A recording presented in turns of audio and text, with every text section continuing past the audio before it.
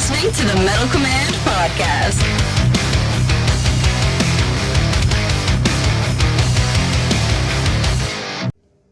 Greetings, everybody, and welcome to another edition of the Metal Command Podcast.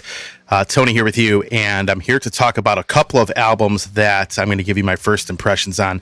I'm not really going to do the review of these records because I've only been listening to them for maybe a couple weeks now, but I want to give some first impressions of a couple of albums coming out next month. So the first album I'm going to talk about is Iron Savior. That is the upcoming album called Firestar, which comes out October 6th. And then the new War Curse album. War Curse, of course, a band from Cincinnati. Their new album is called Confession. That comes out October 20th. And I'll put pre-order links in the show notes for both of these albums if you are interested in buying them. And I'm going to tell you flat out, I am highly recommending both of these albums to you. So before I get into that, if you do like what you see and hear on this podcast, do not hesitate to hit the like button on the video, leave a comment, let you know what you think of both of these bands and the songs they have put out so far, because right now they haven't put out a ton of songs. I know War Curse, as of right now, has one song on YouTube from the new album. Then, of course, you have Iron Savior has, I believe, 4 right now. So I'm going to talk about the first album here, and that's going to be Iron Savior with the album Firestar. Now, for those of you that have followed my show and followed me and know who I am, etc., you all know that Iron Savior is a band, one of my favorite bands, actually. I consider Pete Seelick one of my favorite guitar players that I've ever heard, one of my favorite songwriters I've ever heard, one of the most talented musicians that I've ever heard. And he's just an all-around great guy. He has come on my radio show, and he's come on this podcast, and I have known him for 25 years. Definitely a really great person, and definitely a class act in a music scene that unfortunately lacks a lot of that. With that being said, I have followed Iron Savior since the first album. The first album came out, the self-titled first album, the year that my show started. It came out right before that, but Unification hadn't quite come out yet when my show started. So I believe the debut Iron Savior album came out, I believe, in 97. And it was the same year that Somewhere Out in Space by Gamma Ray came out, because you had Watcher in the Sky, kind of sharing two versions of that song between both of those bands. But I followed them since the first album. And I have followed quite a few bands for that long, but I have always loved Iron Savior, probably one of the most consistent bands in heavy metal. I say this about Primal Fear, I say it about Saxon, and bands like that. Iron Savior delivers a good to really great album every single time they come out with an album. And the new album, Firestar, my first impressions are this, and I'm going to tell you what, folks. I do not say this lightly. But after listening to the album for just over a week, I'm going to flat out say, I think, in my opinion, it is their best album that they have ever put out. And I don't say that lightly. For those of you that know, Skycrest, the previous album, was the album of the year for the Metal Command show in 2020. And for all of you that do know, even though I've loved all of the output that Iron Savior has put out, the first 2 albums in the EP have always been my favorite works by the band. The Landing is very close. Skycrest is very close. But for me, the first 2 albums in the EP were still my favorite records by Iron Savior.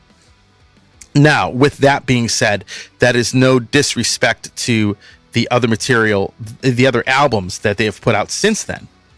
For me, when it comes to Iron Savior, I look at them like this. The first 2 albums in the EP are phenomenal. three of the most magical releases. And when I say EP, I'm talking about the interlude EP, which had some studio tracks on it and some live stuff. The magic on those records still holds up well today. Now, for me, the band has been very consistent. When they came out with The Landing, all the way through this new album, Firestar, they've remained consistently awesome. And see, for me, Iron Savior, the first albums were great. When Dark Assault came out, back when that album originally came out, I was a little disappointed in it. You know, Dark Assault, Condition Red, and Battering Ram, I mean, those albums are okay, but I consider those the weakest releases in the band's catalog. Megatropolis, I think, was better than those records. The second version of Megatropolis, Megatropolis 2.0, I think is even better than the first version that Pete had put out. But generally speaking, for me, when The Landing came out, the band felt re-energized in a sense. Pete felt the music felt like the band was re-energized in a sense. The Landing is phenomenal. I mean, one of the best guitar solos I've ever heard is on the song Heavy Metal Never Dies, one of the greatest metal songs ever written. And I think the first era, with the first two albums in the EP, and everything from The Landing onward, I think that's the best music Iron Savior has done. Now, I will say this, and it's no disrespect to like Dark Assault and Battering Ram and Condition Red. Those albums weren't terrible. But I think the re-recorded versions of the songs from those albums that were done on Reforged Ironbound, you know, parts 1 and 2, are a million times better than the originals. And even Pete talked a little bit about this. If you look at the interview, I'm going to link it in the show notes. He did talk about how some of those records, he wasn't happy with how they sounded. And I concur. That was probably, you know, honestly, that's probably the biggest reason I didn't care for those records as much. But I love the new versions of the songs. The new versions of those songs are tremendous. Anyway, back to Firestar. There is a song, the first song on the album, it was just put out on YouTube as a single recently, called Curse of the Machinery. In my opinion, this song, this is one of the best songs that has ever been written. But there's 4 songs that are out right now, singles, that are streaming. Folks, I'm going to tell you flat out. All 4 of those songs don't even begin to do the album justice. The rest of the album is absolutely amazing. And I'm here to say this right now. I'm not giving it a rating because I may change my mind later on, but I'm going to say right now, my first impression of this album is, in my opinion, and again, I do not say this lightly, this is the best album Iron Savior has ever put out. You know, like in 2020 when Skycrest came out, I said, you know, it's not my favorite by them, but man, it's very close. Firestar took that to another level. It really has. It's really that good. And props to them. I suggest, if you like Iron Savior, I suggest you buy it. I've played people's songs off of this album, you know, while in the car and in, you know, casually at home and things like that. And people love the record. Again, in my opinion, the best album, in my opinion, my first impression is that this is the best album they have ever put out. So let's move on to a different subject now. Props to Pete Seelick and company of Iron Savior. Pete, you did a phenomenal job on this. I know you're going through some stuff right now. I'm not going to really go into it on this podcast, but I'm pulling for you. I wish you nothing but the best. And the album you put out, in my opinion, I say this, I don't say this lightly. It is the best album you have ever written.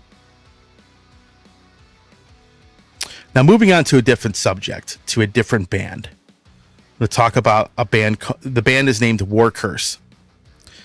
Now, if you go back to the history of the show, and you'll go to an interview with myself and the guy named Justin Roth, who is one of the guitar players in War Curse.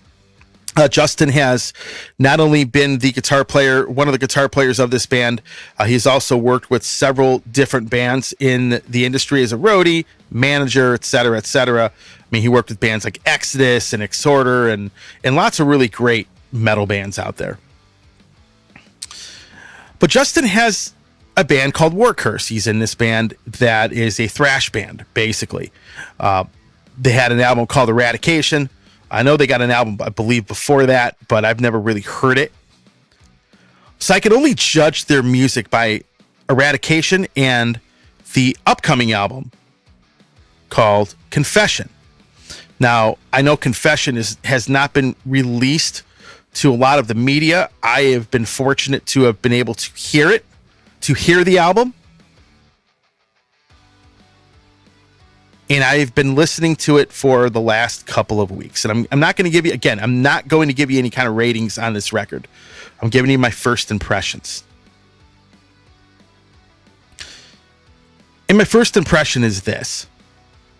Very rarely have I seen a band make as big of a jump in quality from one album to the next.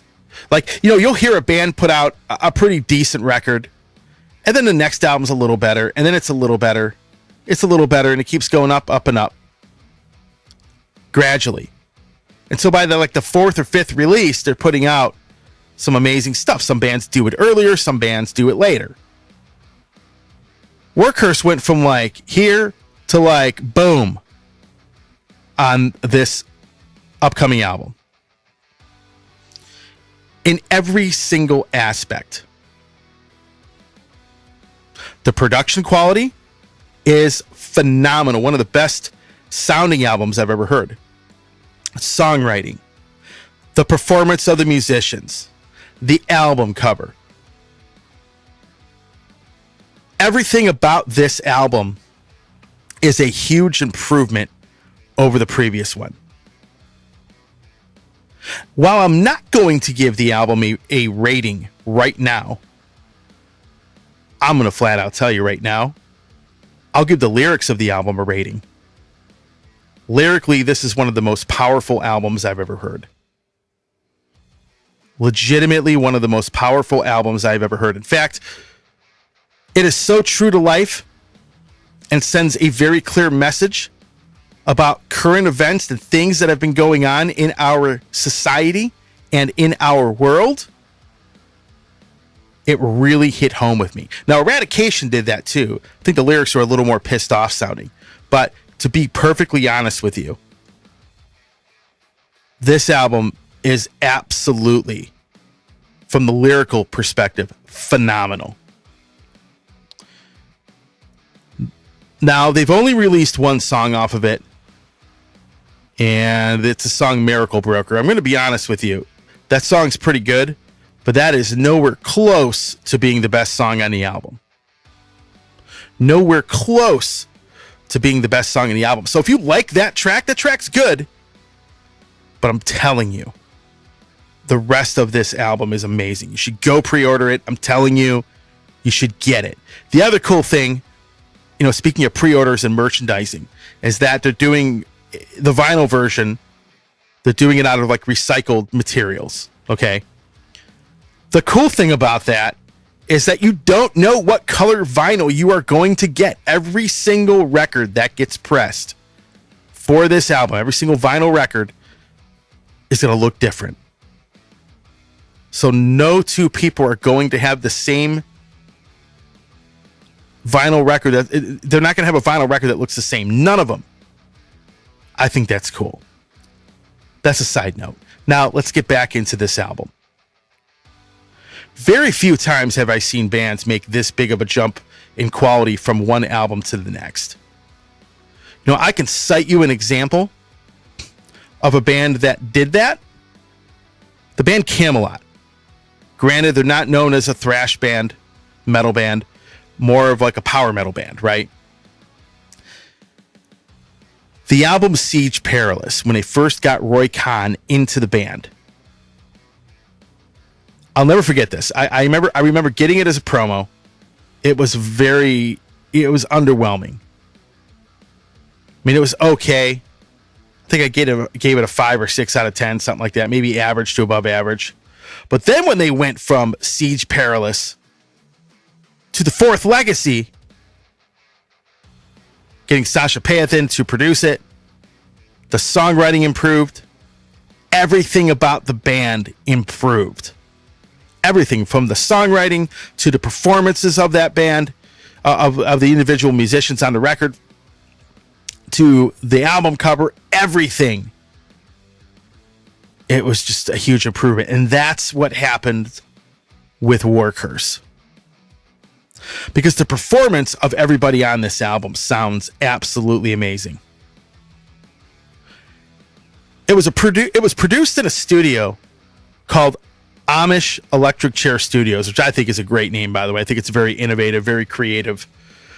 But the cool thing about it is that they didn't go, one of the things I like about it, they didn't go to a well-known heavy metal producer that 30 other bands are using and have their album mixed there. They went to somebody who isn't as known for like, for example, like Testament and Death Angel. And a lot of these thrash bands, they all go to Andy Sneap, right? And when it comes to the production of their albums, you have some similarities. That's just how it is. Workhorse didn't do that. So they go to a different studio, have a different guy recording and mixing the album, and it is a very unique sounding record. It really, really is. At first impressions, it's great. And I'm liking the album more and more as I listen to it. And there are some great songs on this. There is a song called Illusion of Choice, which I think is very powerful lyrically and musically. There's a song called The Convoy, which I think is very, very good. There's the title track, Confession, which is really, really good. Fortress of Agony. There is another really cool song called Power of the Powerless. These are all probably my favorite songs on the album. The other songs are good, but they are not as good, in my opinion, as the songs I just named. This is great. I really like. I had Justin on the show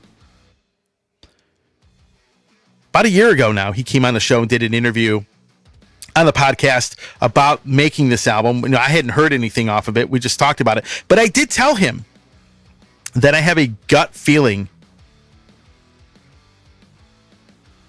they were going to come out with a very, very good record. And you know what? I was right. In my opinion, they came out with an amazing record. It's just a gut feeling of where they were headed. The previous album, Eradication, is okay. I consider it an above average record myself. That's just me. There's some good songs on it. But this new album is phenomenal. The songwriting is more refined.